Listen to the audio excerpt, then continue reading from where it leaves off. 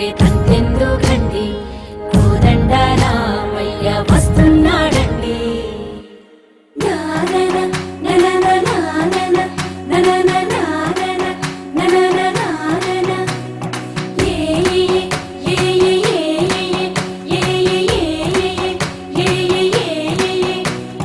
మేఘాల్లో సన్నాయి రాగం మోగింది, మేళాలు తాళాలు వినరండి.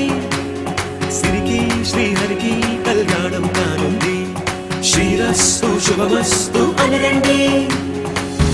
అచ్చ తెలుగింట్లో పెళ్లికి అర్థం చెప్పారంటూ మెచ్చదగు ముచ్చట ఇది.